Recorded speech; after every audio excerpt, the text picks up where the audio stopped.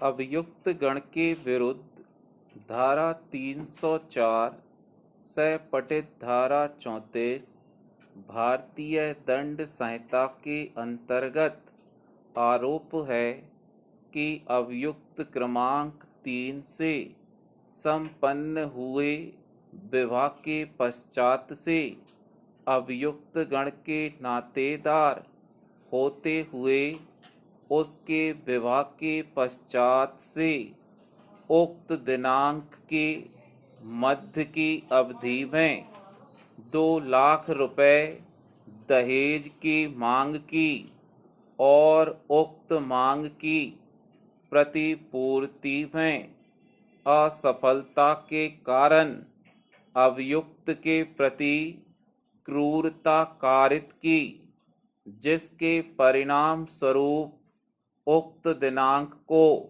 ससुराल गृह में फांसी लगाई गई। पूर्णविराम।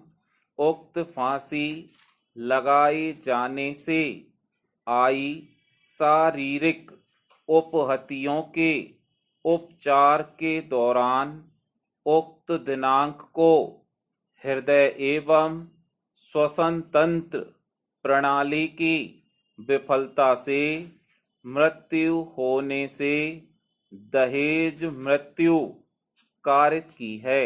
पूर्णविराम। सब परीक्षण के उपरांत मृतक के शव से प्राप्त विसरा को चिकित्सक द्वारा आरक्षक क्रमांक 886 अभियुक्त को प्रदान किया गया, जिसके द्वारा उक्त विसरा को प्रधान आरक्षक प्रदर्श 15 के अनुसार जब्त कराया गया। पूर्णविराम। कार्यालय पुलिस अधीक्षक द्वारा प्रदर्श 24 के माध्यम से उक्त विसरा को रासायनिक परीक्षण हेतु क्षेत्रीय न्यायालयीन विज्ञान प्रयोगशाला भेजा गया, जहां से परीक्षण के उपरांत प्राप्त प्रतिवेदन प्रदर्श 25 में मृतक के विसरा में रासायनिक विष नहीं पाया जाना प्रतिवेदित किया गया है। पूर्णविराम। प्राचीन अभियोजन साक्षी 6 की साक्ष्य के सब परीक्षण प्रतिवेदन प्रदर्श 10 के नक्शा में पंचायतनामा प्रदर्श 25 की क्षेत्रीय न्यायालयीन विज्ञान प्रयोगशाला से प्राप्त परीक्षण प्रतिवेदन के आधार पर यह तथ्य प्रमाणित है कि अभियुक्त की मृत्यु उक्त दिनांक को फांसी लगाए जाने से आई शारीरिक उपहतियों के परिणाम स्वरूप उपचार के दौरान हृदय एवं श्वसन तंत्र प्रणाली की विफलता के कारण उक्त दिनांक को हुई और उसकी मृत्यु का स्वरूप आत्महत्या ही होना प्रमाणित पाया जाता है, जो कि सामान्य परिस्थितियों से अन्यथा की परिधि में ही आता है। पूर्णविराम।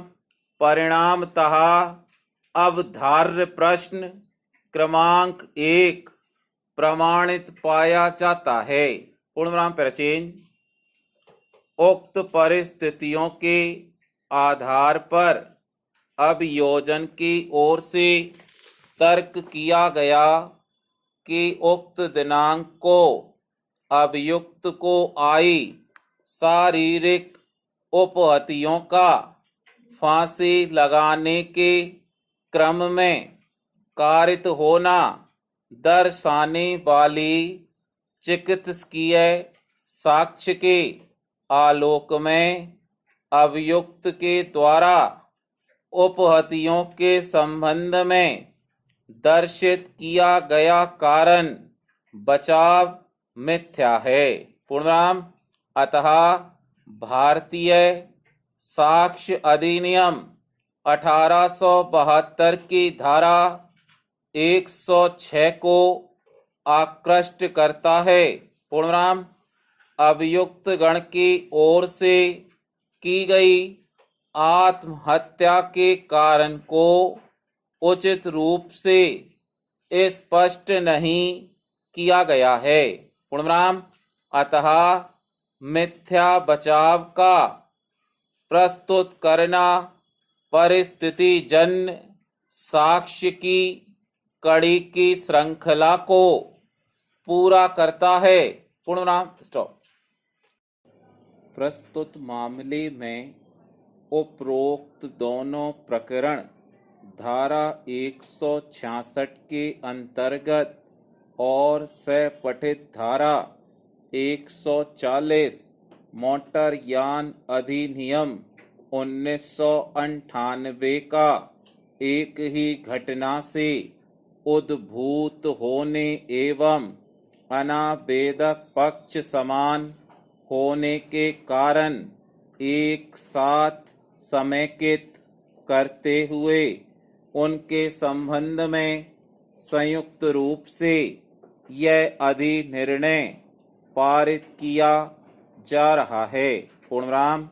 उक्त मामले में दोनों क्लेम प्रकरण के अंतर्गत अनावेदक क्रमांक 1 व 2 की ओर से प्रस्तुत पृथक पृथक वादोत्तर में आवेदक पक्ष के क्लेम आवेदन के सभी प्रमुख अभिवचनों को स्वीकृत निर्विवादित तथ्य को छोड़कर अस्वीकार करते हुए यह अभिवचन किए गए हैं कि उक्त दुर्घटना प्रश्नगत वाहन से कारित नहीं हुई है और न ही प्रश्नगत वाहन को अनावेदक क्रमांक 1 द्वारा तेजी व लापरवाही से चलाया गया है, बल्कि दुर्घटनाग्रस्त वाहन के चालक द्वारा अपने वाहन को लापरवाही पूर्वक चलाने से कथित दुर्घटना कारित हुई है और मात्र क्लेम पाने के उद्देश्य से प्रश्नगत वाहन को मामले में असत्य रूप से आलिप्त किया गया है। इस कारण से आवेदक गण कोई भी क्षतिपूर्ति राशि पाने के अधिकारी नहीं हैं। पूर्णविराम।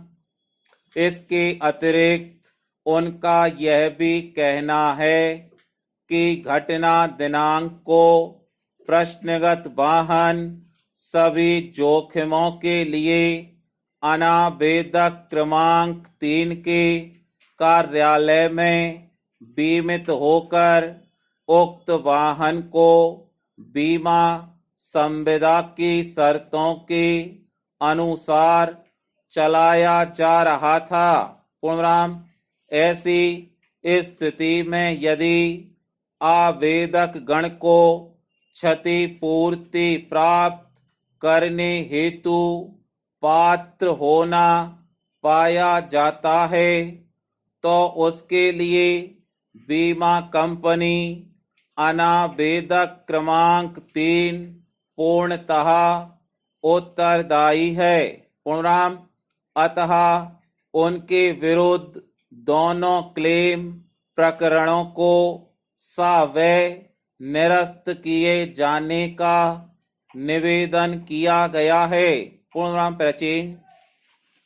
उपरोक्त कथन के अलावा प्रकरण में उभय पक्ष के मध्य यह स्वीकृत निर्विवादित है कि घटना के समय अनावेदक क्रमांक 2 के स्वामित्व का प्रश्नगत वाहन अनावेदक क्रमांक 3 के कार्यालय में सभी दायित्वों के लिए बीमित है। पूर्णविराम। साथ ही मैकेनिकल परीक्षण रिपोर्ट प्रदर्श 8 में सभी पुर्जे सही होना बताए जाने से प्रश्नगत दुर्घटना को यांत्रिकीय त्रुटि का परिणाम होना भी माना जा सकता है। पूर्णविराम। अतः अभिलेख पर प्रस्तुत साक्ष्य सहित प्रतिपादित सभी महत्वपूर्ण न्याय सिद्धांतों के प्रकाश में अनावेदक पक्ष के विद्वान अधिवक्तागण द्वारा किए गए उक्त तर्क सहित मामले में लिए गए अन्य बचाव तात्विक नहीं पाए जाने से अमान्य किए जाते हैं। पूर्णविराम। पैचेंज। उपरोक्ता अनुसार जैसा कि स्पष्ट है कि अभियुक्त द्वारा परिवादी के प्रति परीक्षण में आधारहीन सुझाव मात्र अपनी प्रतिरक्षा को अंगीकृत करते हुए परिवादी को दिए गए हैं। जिन सुझावों में अंतर्वलित तथ्यों के अस्तित्व से परिवादी द्वारा इनकार तो किया ही गया है, साथ ही साथ अन्य कोई भी ऐसी परिस्थिति अभियुक्त अभिलेख पर नहीं ला सका है जिनसे उन सुझावों का अस्तित्व पश्चातवर्ती सोच के आधार पर अंगीकृत प्रतिरक्षा से अधिक मान्य किया जा सके। पूर्णविराम। स्टॉप। अभियुक्त के विरुद्ध धारा 363 भारतीय दंड संहिता के अंतर्गत आरोप है कि उसके द्वारा उक्त दिनांक को शाम के लगभग 5 बजे आरक्षी केंद्र के क्षेत्रांतर्गत 18 वर्ष से कम आयु की अप्राप्त वय अभियुक्ति का उसके विधिक संरक्षक उसकी माता की विधिपूर्ण संरक्षता में से ऐसे संरक्षक की सम्मति के बिना बहला फुसलाकर ले जाकर उसका व्यपहरण यह संभाव्य जानते हुए किया कि अप्राप्त वय अभियुक्ति को उसकी इच्छा के विरुद्ध अभियुक्त द्वारा विवाह करने के लिए विवश किया गया। पूर्णविराम। प्रस्तुत मामले में बचाव पक्ष द्वारा इस साक्षी की साक्ष्य को इस आधार पर आक्षेपित किया गया है कि साक्ष्य मामले की पीड़िता अभियुक्ति का मात्र प्रोग्रेस रजिस्टर लेकर उपस्थित हुआ है, किंतु भर्ती रजिस्टर नहीं लाया है। पूर्णविराम। पीड़िता अभियुक्ति का नाम मामले के अंतिम प्रतिवेदन एवं उसके प्रोग्रेस रजिस्टर में अलग अलग है। पूर्णविराम। अभियुक्ति की जन्म तिथि इस साक्षी द्वारा अंदाज में लेख की गई थी और उसके द्वारा दिए गए प्रमाणीकरण पर कोई तारीख अंकित नहीं हैं। पूर्णविराम अभियुक्ति की माता के द्वारा आरक्षित केंद्र में उक्त दिनांक को अभियुक्ति की गुमशुदगी की सूचना प्रदर्श एक एवं मामले में लेख कराई गई। प्रथम इत्तला रिपोर्ट प्रदर्श 2 में अपनी पुत्री अभियुक्ति की आयु 17 वर्ष होने का उल्लेख किया गया है। पूर्णविराम मामले की विवेचना करने वाले उप निरीक्षक महेश प्रसाद के कथन की कंडिका 5 के अनुसार पीड़िता की जन्म तिथि के संबंध में ही उसने भर्ती रजिस्टर की छाया प्रति प्रस्तुत की है एवं प्रदर्श 12 में अभियुक्ति के माता पिता का नाम, व्यवसाय, जाति एवं निवास स्थान की सभी विशिष्टियां अभियुक्ति की विशिष्टियों से पूर्णता मेल खाते हैं। पूर्णविराम यह तथ्य अभिलेख पर नहीं है कि अभियुक्ति से छोटी उसकी कोई बहन है। पूर्णविराम मामले के विवेचक के प्रति परीक्षण में बचाव पक्ष द्वारा ऐसे कोई तथ्य नहीं लाए गए जो प्रस्तुत किए गए हैं। अभियुक्ति की जन्म तिथि से संबंधित भर्ती रजिस्टर को दर्शित किया जाना चाहिए। पूर्णविराम प्रचेंज अप्राप्त वय नारी की घटना के समय आयु 16 वर्ष 10 माह होने के आलोक में अपराध की प्रकृति पर विचार करते हुए अपराधी परिवीक्षा अधिनियम 1958 का यह उचित मामला नहीं है। पूर्णविराम साथ ही अधिकतम दंड दिए जाने का भी यह मामला नहीं है। पूर्णविराम प्रकरण में दोष सिद्ध अभियुक्त उक्त दिनांक से उक्त दिनांक तक इस मामले के अन्वेषण एवं विचारण के दौरान अभिरक्षा में रहा है। पूर्णविराम उसके द्वारा कारावास में व्यतीत की गई अवधि को अधिरोपित कारावास की अवधि में मुजरा किया जाए। पूर्णविराम इस संबंध में धारा 428 दंड प्रक्रिया संहिता के अंतर्गत प्रमाण पत्र तैयार कर सजा का वारंट तैयार किया जाए। पूर्णविराम स्टॉप।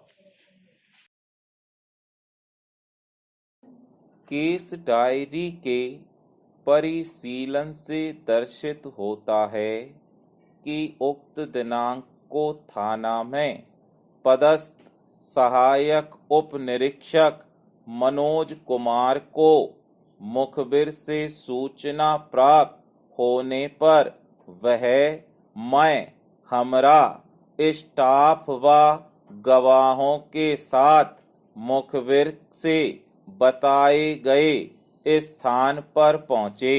वहां पर कुछ देर बाद एक कार जाते हुए देखी गई जिसे घेराबंदी कर रोका गया। पूर्णविराम कार में 3 व्यक्ति थे।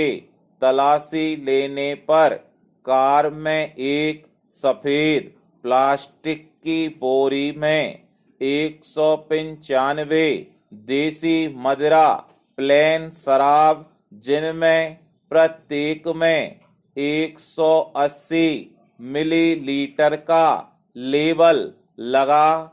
अल्पविराम कुल शराब 35 लीटर व दूसरी बोरी में कुल शराब 25 लीटर थी।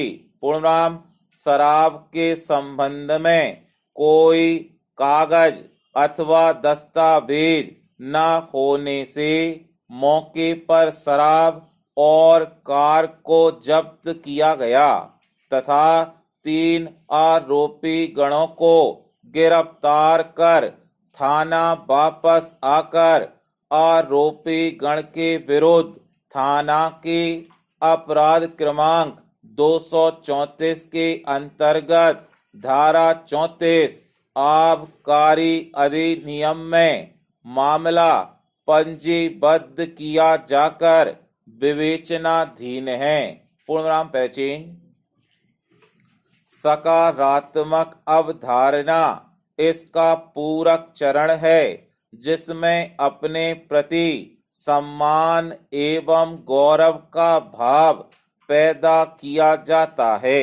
पूर्णविराम इसके लिए सकारात्मक आत्मविश्वास की आवश्यकता होती है जिसके तहत स्वयं की अवधारणा को नैतिकता एवं सामाजिक दायरे से आगे बढ़ाकर आध्यात्मिक आयाम से जोड़ना होता है जिससे कि उच्च स्तर पर आत्मसम्मान का भाव विकसित हो सके। पूर्णविराम इसके लिए सतत सकारात्मक एवं पवित्र विचार, आत्मचिंतन, प्रार्थना एवं ध्यान जैसे आध्यात्मिक उपचारों को लिया जा सकता है। पूर्णविराम साथ ही पूरी जीवन शैली को इनके अनुरूप अनुशासित करते हुए विचारों को अमली जामा पहनाया जाता है। पूर्णविराम इस तरह की वैचारिक सोच के साथ एक नया आत्मसम्मान का भाव पैदा होना शुरू होता है। पूर्णविराम यदि यह भाव मजबूती पकड़े तो इसके लिए प्रारंभ से ही इसके लिए विशेष संरक्षण की आवश्यकता होती है। पूर्णविराम इसके लिए प्रलोभनों एवं नकारात्मक तत्वों से सावधान रहें जो कि इस भाव के प्रबल विरोधी हैं। पूर्णविराम साधना समर में जीत पाने के लिए एक योद्धा की भांति सजग रहना पड़ता है, अन्यथा विचार, व्यवहार एवं आचरण की छोटी छोटी लापरवाहियां एक बड़ी गलती का कारण बन सकती हैं। पूर्णविराम पैरचेन। फलतः यह प्रमाणित नहीं पाया जाता है कि उक्त दिनांक को लगभग 11 बजे वार्ड नंबर 9 सिविल लाइन में लोक स्थान पर या उसके समीप आरोपी रिंकेश द्वारा अश्लील शब्द उच्चारित कर क्षोभ कारित किया गया। पूर्णविराम यहाँ यह उल्लेखनीय है कि आरोपी परीक्षण में आरोपी ने प्रश्न क्रमांक 2 के जवाब में स्वीकार किया है कि वह राजपूत है। पूर्णविराम आरोपी का गिरफ्तारी पंचनामा प्रदर्शनों के रूप में प्रमाणित हुआ है जिसमें आरोपी को सामान्य वर्ग का होना दर्शाया गया है। पूर्णविराम अतः यह बिंदु निर्विवादित है कि आरोपी अनुसूचित जाति एवं अनुसूचित जनजाति का सदस्य नहीं है। पूर्णविराम स्टॉप। प्रस्तुत प्रकरण में आरोपी गण का यह प्रथम नियमित जमानत आवेदन पत्र होना कहा गया है और इसके अतिरिक्त अन्य कोई जमानत आवेदन किसी अन्य सत्र न्यायालय अथवा माननीय उच्च न्यायालय जोधपुर अथवा उसकी खंडपीठ जयपुर में लंबित नहीं है और ना ही निरस्त हुआ है। पूर्णविराम। उक्त प्रकरण के समर्थन में आरोपी गण का शपथ पत्र प्रस्तुत किया गया है। पूर्णविराम पहचान।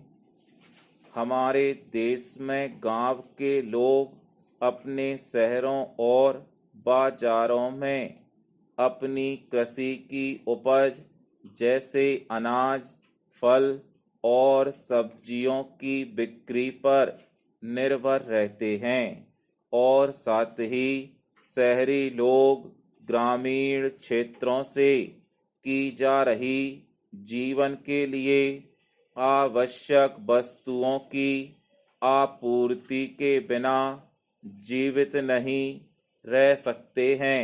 पूर्णविराम।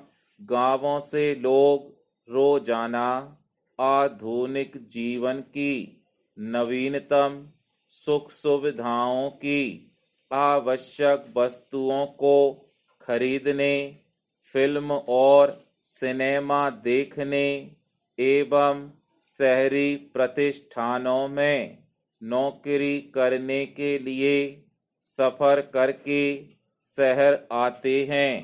पूर्णविराम। वास्तव में भारत का संपूर्ण विकास गांवों और शहरों के सामंजस्यपूर्ण विकास के बिना असंभव है, क्योंकि ये दोनों ही एक दूसरे के पूरक हैं। पूर्णविराम पहचान। नियमित जमानत आवेदन तर्क का सारांश इस प्रकार है कि आरोपी को जब वह अपने घर पर था उससे रंजिश रखने वाले व्यक्तियों की शिकायत पर गिरफ्तार किया गया था तथा आवेदक का अधीनस्थ न्यायालय के समक्ष प्रस्तुत जमानत आवेदन उक्त दिनांक को निरस्त किया जा चुका है। पूर्णविराम। आवेदक आरोपी उक्त दिनांक से न्यायिक अभिरक्षा में है। आवेदक निर्दोष है। उसने कोई ऐसा अपराध कारित नहीं किया है। प्रकरण में कोई विवेचना अवशेष नहीं है।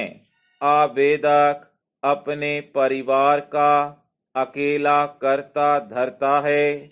उसके अलावा उसके वृद्ध माता पिता व 3 बहनें हैं जो शादी योग्य हैं, जिनका पूरा दायित्व आवेदक पर ही है। पूर्णविराम। आवेदक के जेल में रहने से उसके माता पिता व बहन की भूखे मरने की स्थिति आ गई है। पूर्णविराम। आवेदक से शराब की कोई जब्ती नहीं हुई है। पूर्णविराम।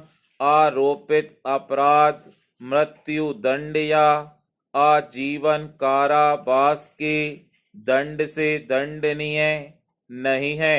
पूर्णविराम। आवेदक आरोपी राजस्थान राज्य के झालावाड़ जिले का मूल निवासी है, जहां उसकी चल अचल संपत्ति है, जिससे उसके भागने या फरार होने की कोई संभावना नहीं है। पूर्णविराम।